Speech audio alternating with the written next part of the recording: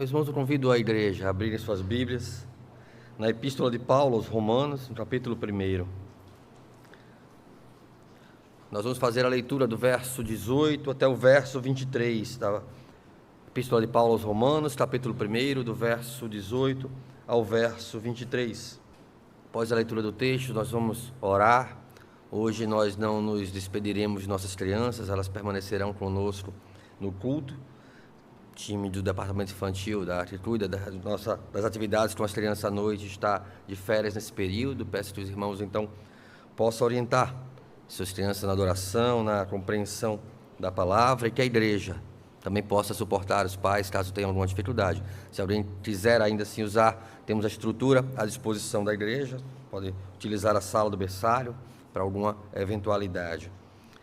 Carta de Paulo aos Romanos, capítulo 1, do verso 18 ao verso 23, diz assim a palavra do Senhor: A ira de Deus se revela do céu contra toda a impiedade e perversão dos homens que detêm a verdade pela injustiça, porquanto o que de Deus se pode conhecer é manifesto entre eles, porque Deus lhes manifestou.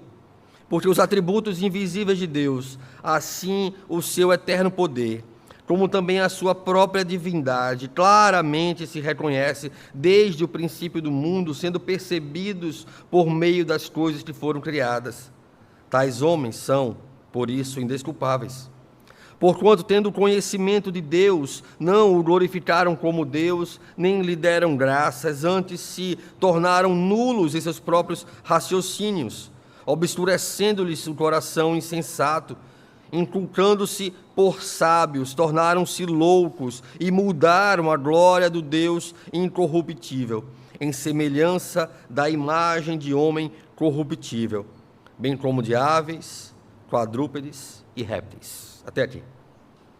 Quero convidá-los a fechar os seus olhos, a inclinar o seu coração ao Senhor, para que o Senhor, e esse é o nosso clamor, derrame sobre nós misericórdia, para que pela sua graça tenhamos compreensão da sua palavra, e também para que a nossa indignidade, a minha indignidade não comprometa a pureza da palavra, a verdade da palavra, que é útil para os nossos corações. Não estamos aqui para receber do púlpito mais conhecimento humano, mas sim conhecimento do Senhor, porque só assim nos interessa.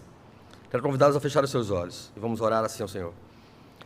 Pai bendito, todo-poderoso Deus, nos colocamos diante do Senhor, porque Tu és altíssimo, santo, poderoso. Te reconhecemos por meio da criação, Te reconhecemos pelo agir em nossas vidas, Te reconhecemos porque o Senhor tem transformado o nosso coração pelo poder da Tua palavra, através do Teu Santo Espírito que habita em nossos corações, que nos dá, então, discernimento, clareza, entendimento de quem Tu és, de quem nós somos e de como devemos Te adorar. Nos colocamos, Senhor, diante do Senhor, com temor e tremor, diante da Tua palavra, para que ela seja aplicada em nossos corações, para que nossas vidas sejam moldadas pelo conhecimento do Senhor, para que a nossa sabedoria venha do alto e o nosso coração busque o coração do Senhor mais do que todas as coisas. E que a minha indignidade não comprometa a pureza da Tua palavra, Senhor. Que as palavras dos meus lábios e o meditar do meu coração sejam agradáveis na Tua presença, Pai. Tu és a nossa rocha. Tu és a nossa fortaleza, os nossos castelos mais fortes. Poderoso em nos proteger e livrar a quem devemos levar ao nosso pensamento cativo, para que a Tua soberana graça preencha todos os espaços do nosso ser. Assim, Deus, nós Te louvamos em nome de Jesus. Amém. Meus irmãos, a carta de Paulo aos Romanos, em especial esse texto, ele é algo no qual nós devemos trazer a atenção vez por outra em nossas vidas. Porque inicialmente parece tão distante de nós. Ele fala de idolatria, ele fala de coisas que talvez você pense, não faz parte do meu contexto, não faz parte da minha vida. E eu não sei da sua vida, mas faz parte da minha. Então peço a licença pelo risco dessa pregação ser mais para mim do que para vocês. A verdade é que constantemente eu preciso confrontar como está o meu coração. Como tem andado o meu coração diante da realidade de ter um Deus vivo e verdadeiro, sobre o qual toda a minha vida deve ser moldada como um ser adorador desse reino, desse Deus. E então viver a conduta deste reino prometido no Evangelho, para o qual nós ansiamos na esperança da glória eterna dos céus. Como está o nosso coração? Ou melhor, como está o nosso coração em relação a Deus, diante de tantas responsabilidades, diante de tanto trabalho, de tantas tarefas pendentes, ainda há quem tenha tempo para as coisas espirituais. Nós somos levados pela rotina dos nossos dias a viver muito mais um coração de Marta do que um desejo de Maria. Somos levados muito mais ao ativismo, mesmo religioso, mas não só religioso, também em nossa família, também em nossa profissão, em nossas atividades seculares ou profissionais, que não devem ser distintas da nossa vida como um todo, coberta pelo sangue de Cristo como um todo. Somos levados a conduzir o nosso coração para longe da confiança em Deus, o que nos faz pensar que podemos conquistar, ou fazer, ou proteger-nos, ou cuidar do nosso próprio coração pela força do nosso braço. Nós estudamos um pouco sobre o nosso coração na mensagem do domingo passado. O fato é que aqui, a resposta mais comum que nós vemos, ou que nós damos, é que não temos tido tempo suficiente para as atividades da igreja. Não temos encontrado muita disposição para os nossos serviços devocionais, estamos cansados demais no fim do dia, acordamos tarde demais pela manhã, já com tantas coisas para fazer, com tantas responsabilidades, tanto trabalho, tanta tarefa, em meio a tantas coisas urgentes à nossa volta. A nossa inclinação para com Deus tem se tornado alvo muito mais de nossos discursos religiosos do que da prática das nossas vidas. Quanto tempo temos dedicado em nossas semanas para orar, para nos colocar diante do Senhor, na dependência do Senhor? Quantas questões de nossas vidas, antes mesmo de tentarmos resolver pelas nossas próprias competências, temos antes colocado diante do Senhor? Quantas decisões, que muitas vezes são desejos do nosso coração, têm sido atropelada por nossas atividades rotineiras, e então decidido e pensado e desejado segundo o meu querer, e não colocado diante do Senhor para sabermos se é da vontade do Senhor, se é que queremos saber, porque pode ser que não seja, e então não ser da vontade do Senhor algo que eu quero, é algo que não me agrada, que não me faz querer conhecer a vontade do Senhor sobre certas áreas das nossas vidas.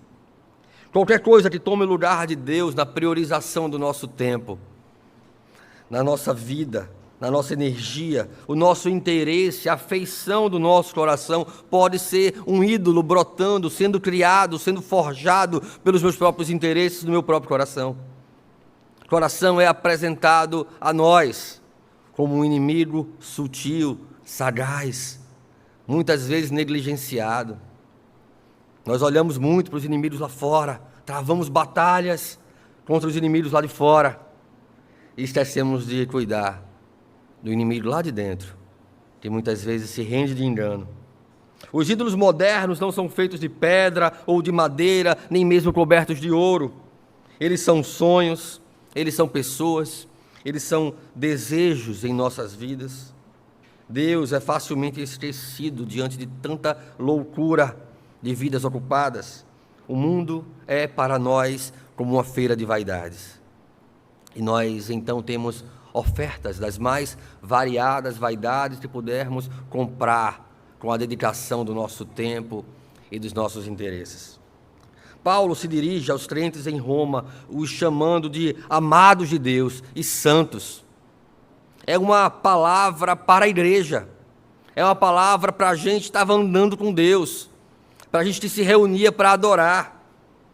Verso 7 do capítulo 1 vai dizer: a todos os amados de Deus que estáis em Roma, chamados para serdes santos. Perceba uma curiosidade aqui, ele não se refere à igreja, mas aqui parece não haver e só parece não haver uma unidade eclesiástica, mas diferentes grupos de cristãos. Quando vemos o capítulo 16, quando ele começa a saudar a casa de fulano, a casa de ciclano, isso parece se tornar mais evidente. Não havia talvez uma unidade eclesiástica, mas a igreja se reunindo nas casas, nas famílias, e pessoas que se reuniam nessas casas. Esses grupos talvez formados por cristãos, judeus e gentios, e talvez de maioria gentílica, o que parece pelo conteúdo da carta. Há alguns pressupostos sobre a sua origem que nós devemos levar em consideração. Há uma ideia, uma intenção de compreender essa igreja em Roma, formada talvez por uma comunidade de cristãos que transformadas ou que experimentaram o Pentecostes lá na região da Judéia, lá em Jerusalém, em Atos 2:10, tem então migrado para Roma e ali iniciado uma igreja. Essa é uma pressuposição sobre a origem dessa comunidade. Outros acreditam que missionários enviados por Antioquia, um importante centro missionário naquele contexto. Lembremos, Antioquia enviou Paulo e Barnabé a pregar o evangelho. Então, talvez missionários em Antioquia tenham então chegado inicialmente ali em Roma e pregado o evangelho e então encontrado a aceitação deste evangelho por uma comunidade que então tenha se iniciado ali. Mas o mais provável é que essas casas e essa comunidade cristã em Roma, ela tenha sido então constituída por judeus convertidos, gentios convertidos pelo trabalho de Paulo, os apóstolos, de outros enviados da igreja durante de todas as viagens missionárias e todo aquele contexto. Nós vemos Paulo falar de crentes que ele conhecia de determinadas cidades que agora estavam em Roma, que voltavam certa vez para novamente morar em Roma. Então talvez esses homens convertidos pelo trabalho do apóstolo, pelo trabalho de outros apóstolos, tenham encontrado ali em Roma um lugar para estabelecer-se ou para fazer negócios e então iniciado uma comunidade cristã naquele local. Também é provável que a carta tenha sido escrita por volta do ano 55, 56, e isso parece não ser tão necessário para a nossa compreensão, mas o é para compreendermos o contexto no qual Paulo está tratando aqui. Paulo está na Grécia, Paulo estava ali visitando igrejas gentílicas para reunir então ofertas e levar para os judeus que estavam passando necessidade na Judéia, e Paulo vai dizer: olha, eu estou aqui, mas eu quero estar aí com vocês. Eu quero conhecê-los, eu quero conhecer essa comunidade, eu quero conhecer esse lugar, essa igreja, para a partir daí ser enviado por vocês até a Espanha, porque o evangelho precisa ser anunciado, porque a palavra do Senhor precisa ser pregada, porque os homens estão se perdendo em seus corações insensatos, vivendo distante do Senhor.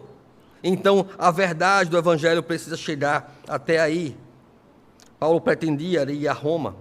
Ele deixa claro isso, os versos 8 a 12 do primeiro capítulo vai dizer: primeiramente dou graças ao meu Deus, mediante Jesus Cristo, no tocante a todos vós, porque em todo o mundo é proclamada a vossa fé. Percebam que aquela comunidade em Roma era conhecida por todo o mundo cristão, pela fé que crescia, pela fé que então gerava consistência naquela igreja, naquela comunidade.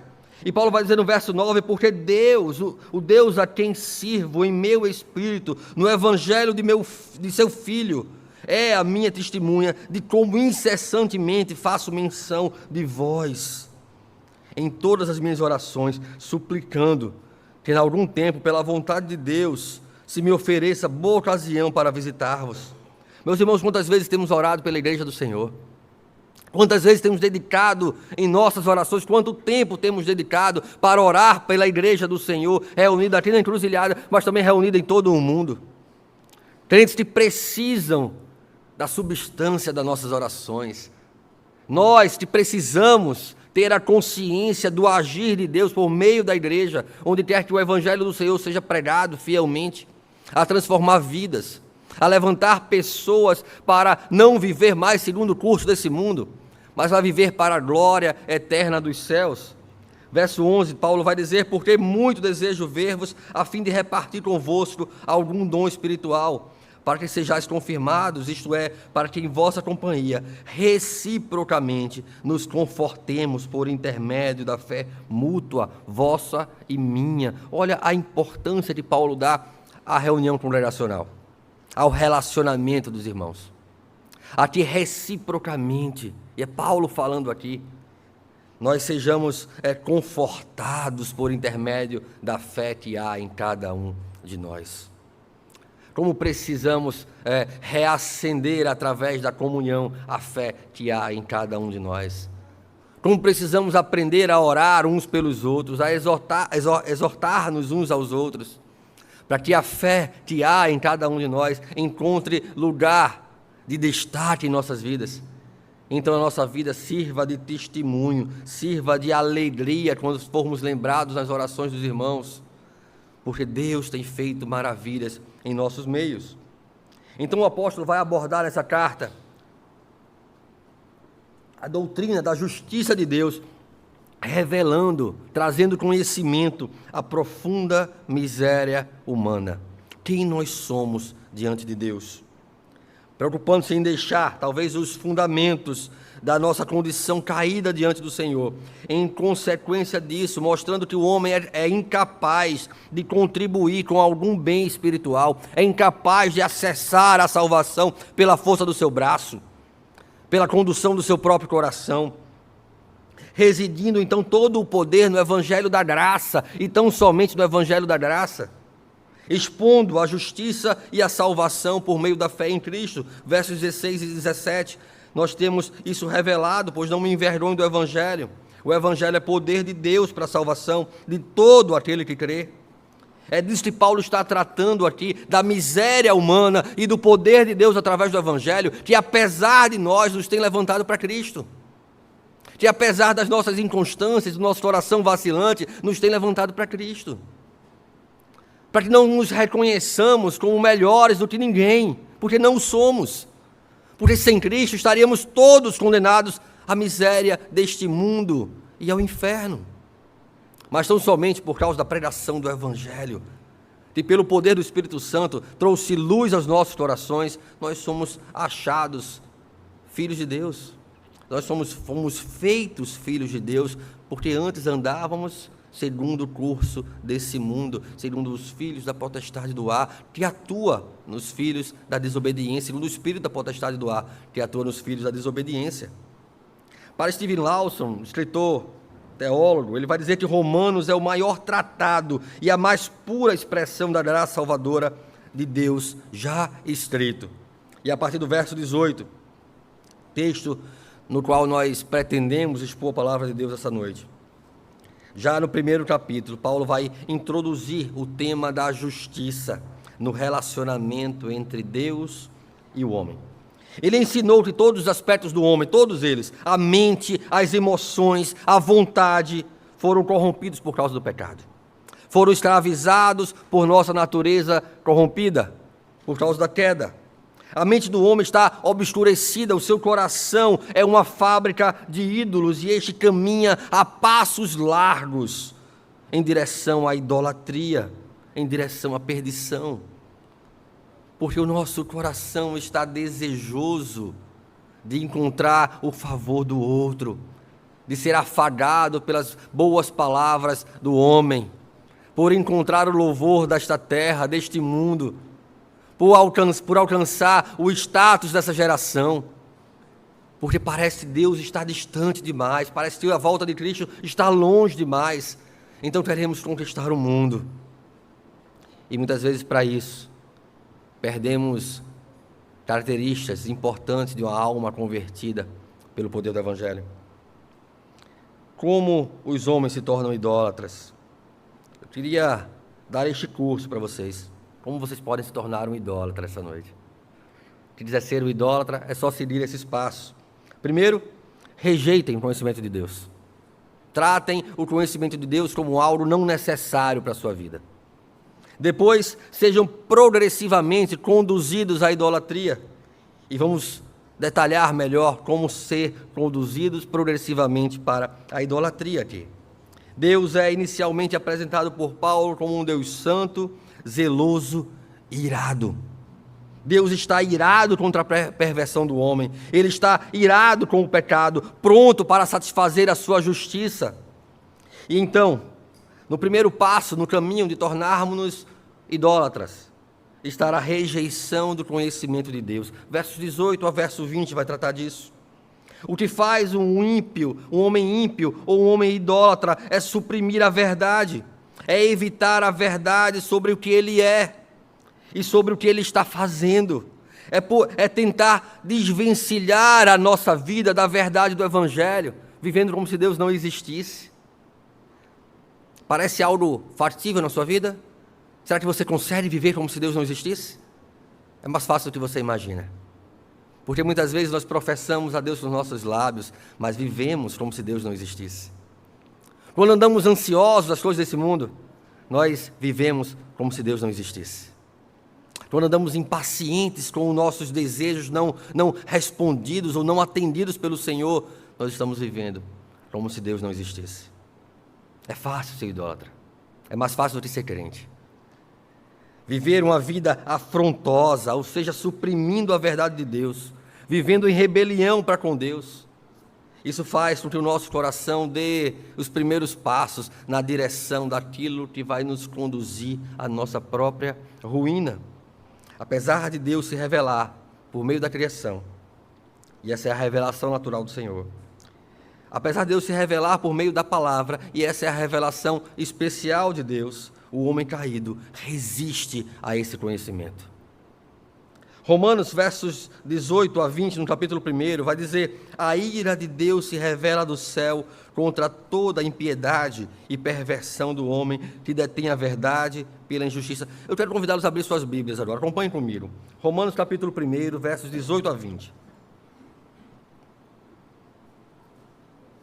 Eu quero que você possa ler junto comigo, para você aprender como ser um idólatra e não esquecer. Romanos capítulo 1, versos 18 a 20, vai dizer assim, vamos ler juntos. A ira de Deus se revela do céu contra toda a impiedade e perversão dos homens, que detêm a verdade pela injustiça.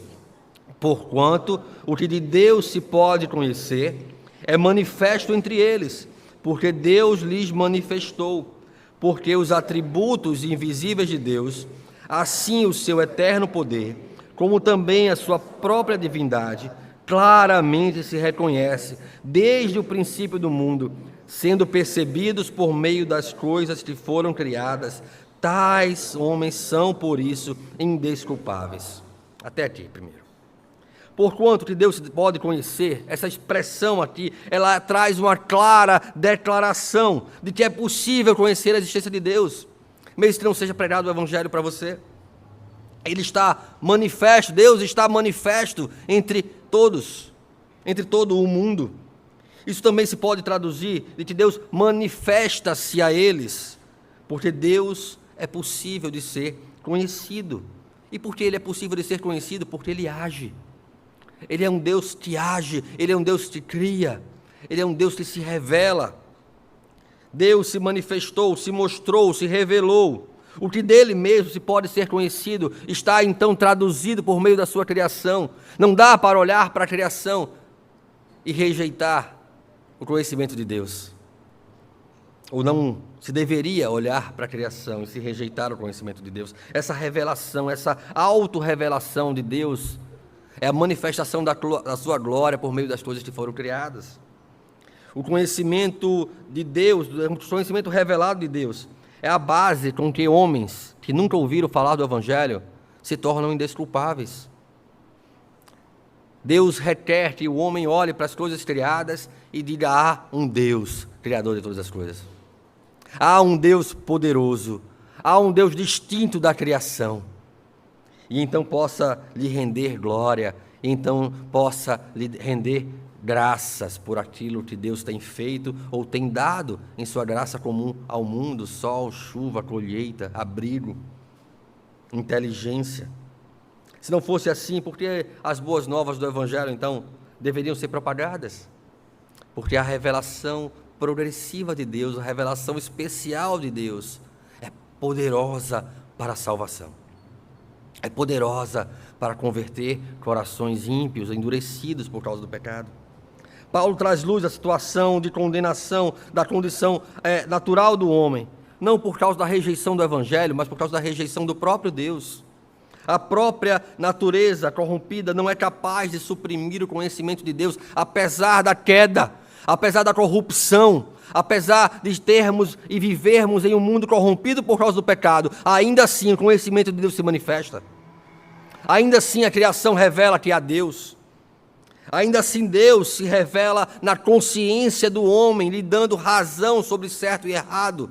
Porque o homem, quando faz aquilo que é certo, o faz de acordo com a sua consciência, porque Deus lhes imprimiu a sua palavra em seus corações, diz a palavra do Senhor.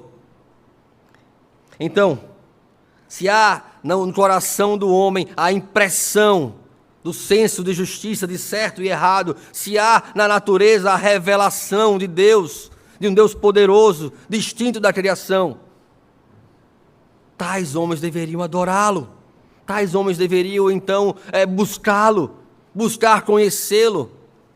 Nós cantamos aqui, conhecereis e procedereis em conhecer o Senhor. Esse é o desejo do coração do crente, em se debruçar na palavra, em conhecer o Senhor, em ouvir como Deus se revela na sua palavra, e então se aproximar e amar esse Deus todo-poderoso.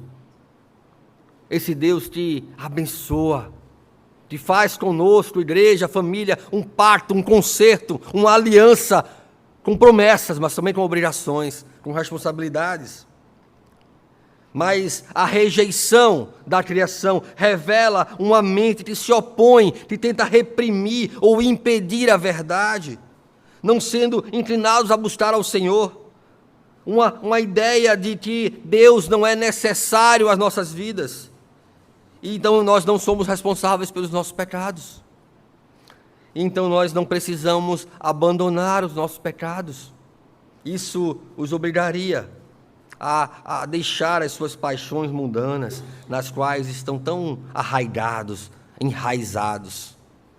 Meus irmãos, a condição do homem de rejeitar a Deus, de rejeitar o conhecimento de Deus, é porque conhecer a Deus e aprofundar o seu conhecimento no Senhor vai fazer com que você tenha que mexer em coisas na sua vida que você talvez não esteja disposto a mexer.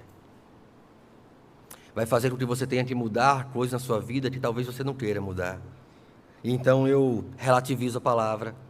E então eu rejeito o Deus verdadeiro e formo e crio um Deus no meu coração segundo a minha própria imagem, segundo os meus próprios interesses, tomando então a verdade pela mentira, porque não queremos deixar o pecado do qual estamos arraigados. Quando confrontados pela revelação divina, o homem se recusa a humilhar-se diante dela. O homem tenta então suprimir a verdade divina pela injustiça, quando lhe é apresentada a palavra, mas ele irá rejeitá-la. Quanto mais a palavra é pregada, mais ele irá rejeitá-la. Mais duro se tornará o seu coração. Ah, fulaninho, você não pode fazer isso, está errado, é pecado. Então você se incomoda. E aí de novo, não, você não pode fazer isso, está errado. Ah, você não deve seguir esse caminho, não vai conduzir à salvação, não vai conduzir à santidade, está errado. E você diz, chega, Deus, não se mete na minha vida. Eu não quero que você trate com as minhas questões particulares. Então você rejeita a ideia de haver um Deus, porque você não quer mexer em coisas que precisam ser mexidas em sua vida.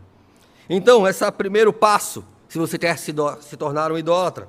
Rejeite o conhecimento de Deus. Rejeite que há um Deus poderoso, soberano, zeloso e justo, acima de nós, acima da nossa vontade. O segundo passo é uma revelação progressiva à idolatria. Os homens podem, então, partindo da rejeição da revelação de Deus, seguir a sua jornada progressiva na direção de um coração idólatra. O ateísmo, o hedonismo, a vida pelo prazer, do prazer pelo prazer. O próprio misticismo parte de uma decisão deliberada. Eu não quero Deus como Ele se revela, eu não quero o Deus da Bíblia, o Deus das Escrituras, então eu posso criar um Deus no qual me sinta confortável de seguir, que não mexa com as coisas que eu não quero mexer. Parte, então, de uma decisão caída, em trocar o fundamento do homem adorador ao Deus como deve ser. O homem é essencialmente religioso para com o seu Deus, e agora ele é tomado pelo pecado para viver como se Deus não existisse, porque ele não quer mudar o que precisa ser mudado. O homem não regenerado Ele troca a verdade da glória de Deus pela sua própria vaidade, pelos seus próprios interesses. Aquilo que é eterno pelas coisas e rudimentos desse mundo. Percebam, há pessoas que facilmente cedem fielmente cada apontamento que o seu personal trainer diz, porque sabe que ele entende do assunto. Que cede fielmente a receita de um médico quando está doente. Que cede muitas vezes a orientação de um chefe, de um líder, de um influencer, mas não cede a palavra do Senhor. Não entende que a palavra do Senhor é algo difícil, mas necessário. Importante para refletir em nós o caráter de Cristo. Somos muito mais propensos a acreditar nas mentiras desse mundo do que na verdade do Evangelho. Somos muito mais propensos em colocar a nossa confiança em governos e autoridades, em pastores ou igrejas, do que no Senhor. Porque nós vivemos como se rejeitássemos o conhecimento de Deus. E então rejeitamos o que é eterno para buscar aquilo que é efêmero, que é passageiro, como qualquer pessoa, como qualquer coisa que há nesse mundo. Recusam-se a reconhecê-lo como Deus de suas vidas, e seguem o curso designado pelos seus corações corrompidos. Romanos capítulo 1, versos 21 a 23, vamos ler juntos novamente. Diz a palavra de Deus: porquanto, tendo conhecimento de Deus, não glorificaram como Deus, nem lhe deram graças, antes se tornaram nulos em seus próprios raciocínios, obscurecendo-lhes o coração insensato, inculcando-se por sábios, tornaram-se loucos, e mudaram a glória de Deus, do Deus incorruptível, em semelhança da imagem de homem corruptível, bem como de aves, quadrúpedes e répteis.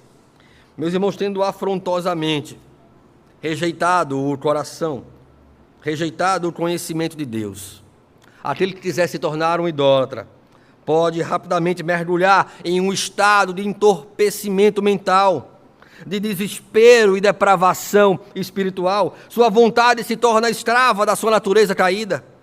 Ele não pode mais escolher o que é bom, ele não pode mais escolher a Deus, ele só pode agora se apegar ao pecado, e se apegam ao pecado, se apegam aos ídolos de seus corações, que eles mesmos constituíram.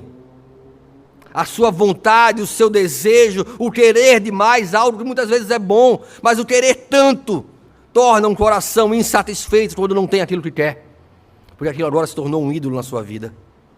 O seu desejo se tornou um ídolo na sua vida. Comentando a carta aos Romanos, Rod escreve: corações insensatos são corações destituídos de discernimento. Isso é, incapaz de penetrar na natureza das coisas divinas. A consequência dessa falta de conhecimento foi e é escuridão. A palavra coração abrange toda a alma. Não é apenas uma escuridão intelectual ou mera ignorância que o apóstolo descreve nesse versículo, mas o estado moral, geral e completo. Em toda parte, nas Escrituras, nós vemos as ideias de insensatez e pecado, sabedoria e piedade intimamente interligadas.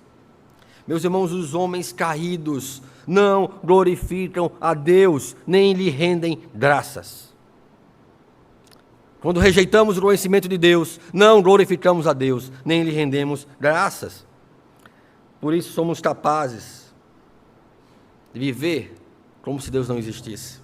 Por isso, não somos capazes de reconhecer que há um Deus Criador de todas as coisas. Não somos capazes de glorificá-lo como Deus Criador. Não somos capazes de agradecê-lo por cada dia aquilo que recebemos do Senhor.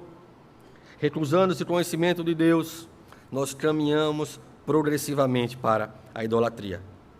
Então vamos para a segunda fase do nosso curso de como se tornar um idólatra. E eu quero estabelecer com vocês, como qualquer curso de internet, alguns passos importantes para vocês seguirem. O primeiro deles é: tornem as suas mentes nulas diante de Deus. Olha só. Tornem as suas mentes nulas diante de Deus. essa palavra de Deus vai dizer aqui, se tornaram nulos em seus próprios raciocínios. É fácil fazer isso, veja só. A razão foi dada ao homem para que esse pudesse olhar para a natureza e reconhecer a Deus. Para que esse pudesse conhecer a Deus e aprofundar o seu conhecimento de Deus como Deus Criador e entender como adorá-lo. Não existindo qualquer incompatibilidade entre a razão e a teologia, muito pelo contrário, a razão deve ser submissa à teologia.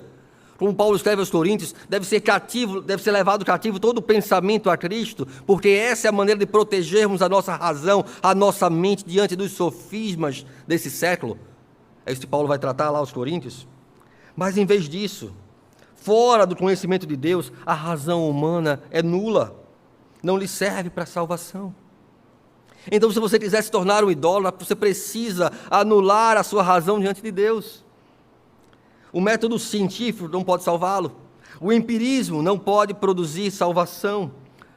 O iluminismo histórico, como nós tivemos, na exaltação da razão, no levantar da razão, do naturalismo, contra a religião, contra o conhecimento de Deus, produziu o evolucionismo de Darwin, produziu o socialismo de Karl Marx, e todo o conhecimento que se levantou contra a verdade de Deus, só produziu coisas que conduzem o homem para longe do Deus vivo, para longe da religião, para longe da essência de compreender-se a si mesmo como um ser adorador, como um ser religioso, como um ser totalmente dependente do Senhor e governado por um Deus soberano, que criou todas as coisas, mas não deixou as coisas criadas à luz daquilo que o homem quer, mas produz pela sua providência tudo o que é necessário para formar a igreja e conduzir a igreja à salvação.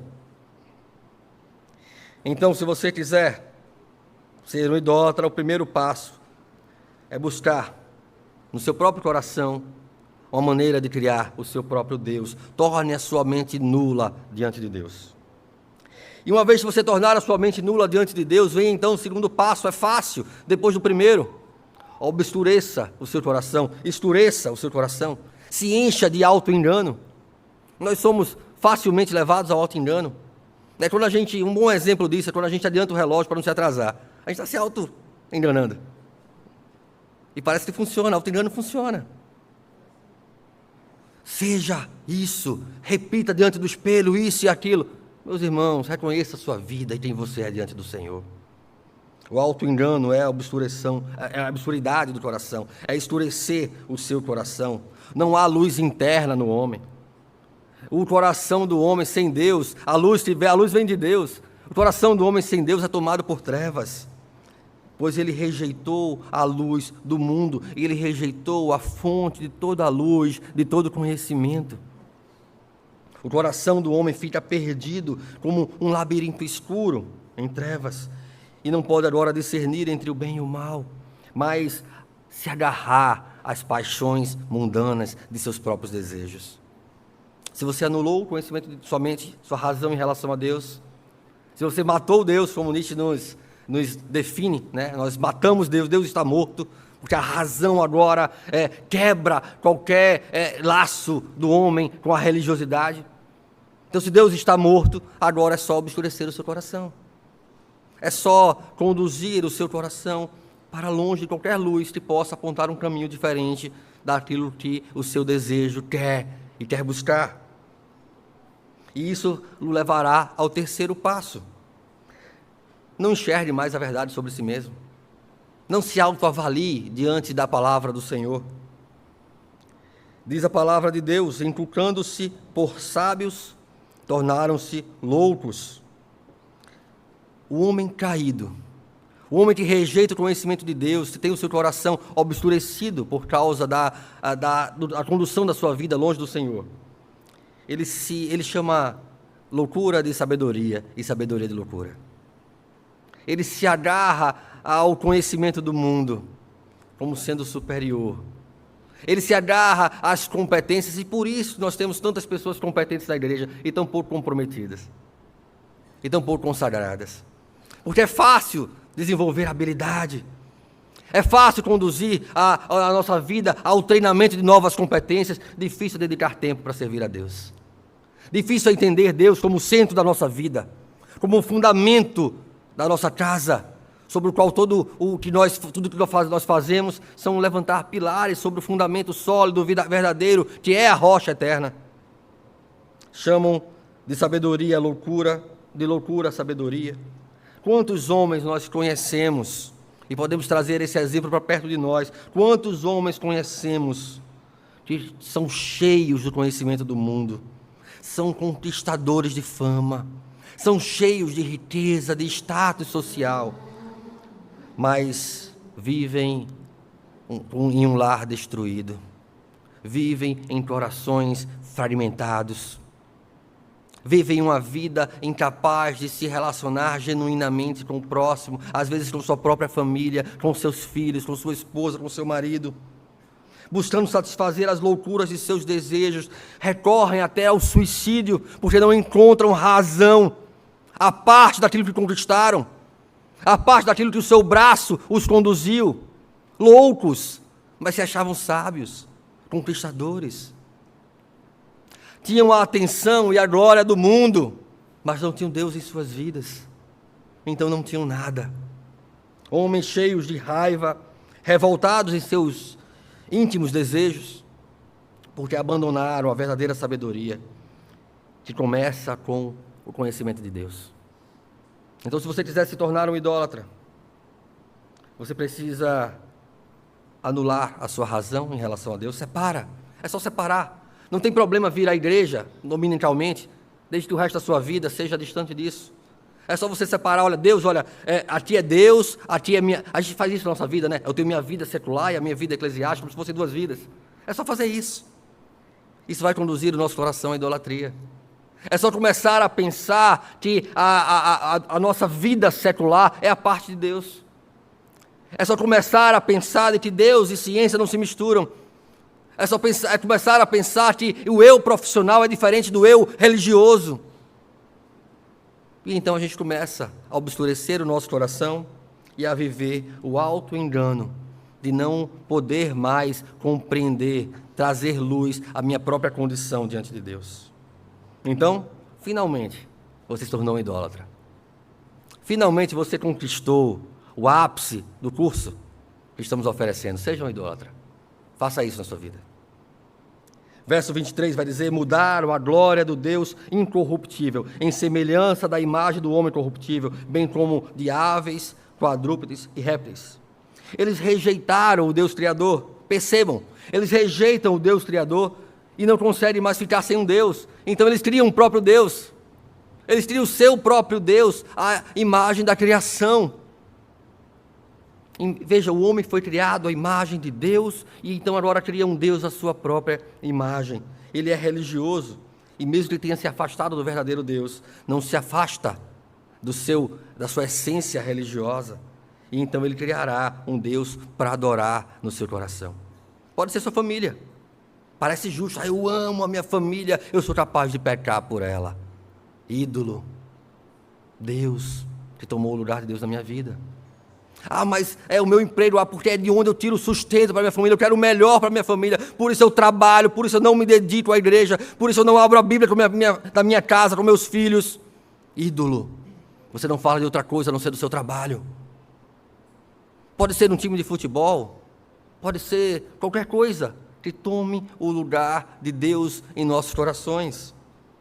A razão que leva o homem ao abandono de Deus o conduz a um Deus triado que os mantém, que então alimenta as suas vontades e os seus desejos.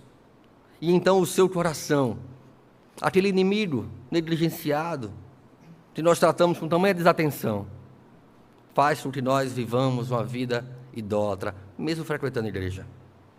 Nossa razão foi separada de Deus, nosso coração foi obscurecido, eu não sou capaz de fazer uma autorreflexão, antes sou tomado pelo auto-engano, e agora eu idolatro as coisas da minha vida. Deus não mexe nisso aqui não. Meus irmãos, o que Deus tiraria da nossa vida, que nos traria amargor, que nos faria nos rebelar contra Ele, talvez possamos reconhecer nossos ídolos. Se examinarmos o nosso coração, possamos reconhecer os nossos ídolos, e aí a idolatria que parecia algo tão distante de nós, algo daquele povo antigo que fazia estátua, que botava ali arroz. Não tem nada a ver com isso. Tem a ver com corações distantes do Senhor. Tem a ver com quebra de confiança. Nós deixamos de confiar que Deus é o que Ele prometeu ser em sua palavra. A idolatria rejeita o verdadeiro Deus e coloca o homem escravo de um falso Deus. Isso traz consequências sérias em nossas vidas. Quando o homem rejeita a verdade, ele rejeita o próprio apelo da verdade em sua consciência. Ele prefere a mentira, cegando seus corações, obscurecendo-lhes os corações. Eles entregam-se à idolatria, trazendo marcas profundas às suas vidas, feridas abertas em suas vidas. Seus corpos são contaminados, são sacrificados aos nossos ídolos. Nossos desejos pecaminosos começam a tomar conta do nosso coração, e então a nossa razão é corrompida. Um estado de abandono judicial. Se não há justiça de Deus, eu posso viver como eu quiser. A melhor coisa para o pecador é negar a justiça de Deus. Porque se ele nega a justiça de Deus, ele nega qualquer coisa que condene a sua moralidade ou imoralidade. O pecado segue o seu curso transgressor, comprometendo tudo que tocamos. Uma vez que somos idólatras, nós temos a nossa mente contaminada e logo temos a nossa moral contaminada, o nosso corpo contaminado. Ao passo que Deus os entrega, diz a palavra de Deus, Deus os entrega para que sigam os desejos de seus corações ímpios. Chamo sua atenção para os versos 24 e 25. Diz a palavra de Deus: por isso Deus entregou tais homens à imundícia pela concupiscência de seus próprios corações, para desonrarem seu corpo entre si, pois eles mudaram a verdade do Deus em mentira, abandonando e servindo a criatura em lugar do Criador, o qual é bendito eternamente. Amém. Eles mudaram por causa da concupiscência dos seus corações. Crentes mundanos no meio da igreja, gente que se comporta como descrente, gente que se veste como descrente, gente que fala como descrente, só está no meio da igreja.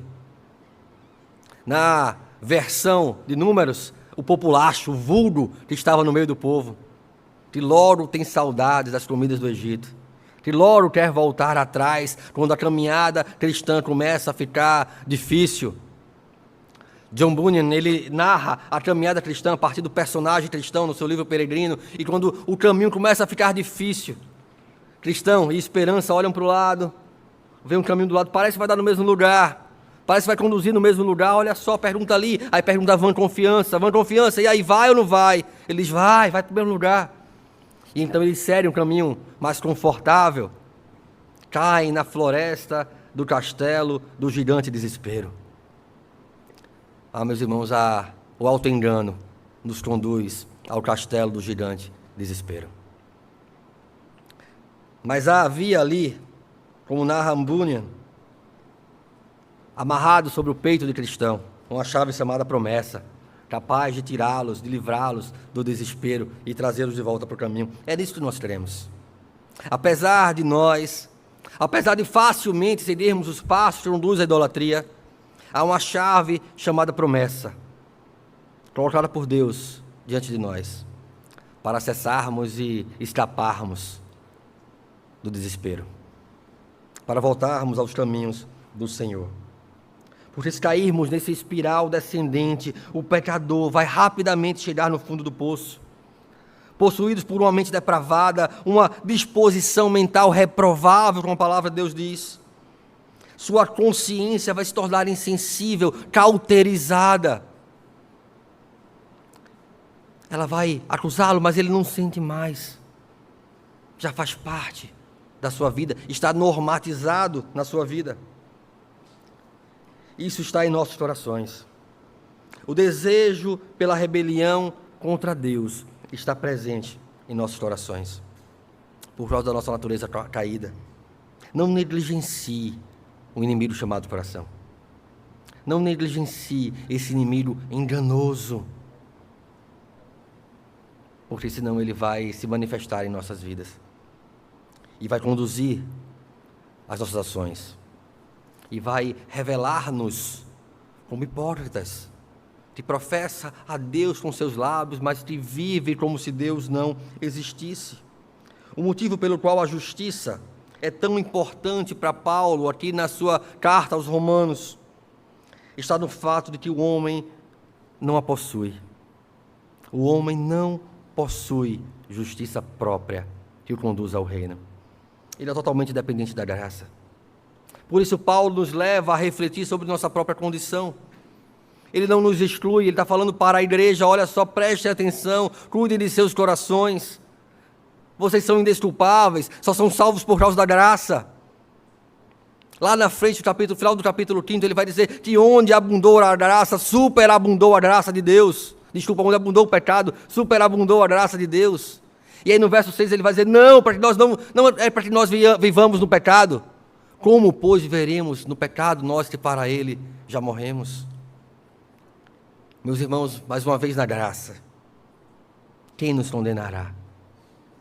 Se Deus não poupou o próprio Filho, antes por nós o entregou, não nos dará nele tudo o que precisamos?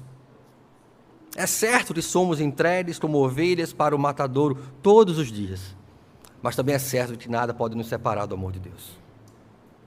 Temos uma chave chamada promessa, que nos conduz de volta ao caminho do Senhor. Se você passou nesse curso, se tornou um idólatra, há esperança para você.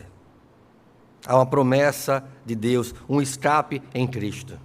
A graça superabundou sobre a multidão dos nossos pecados. O Deus único e verdadeiro, no qual nós devemos ter contentamento, no qual nós devemos ter alegria, um coração contente e satisfeito, é resultado da consciência de quem nós somos, de quem Deus é, e alegria na salvação.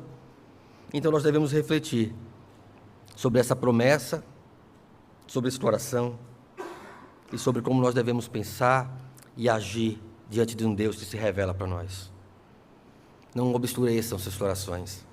Não tornem os seus pensamentos nulos diante de Deus. Não sejam tomados pelo auto-engano.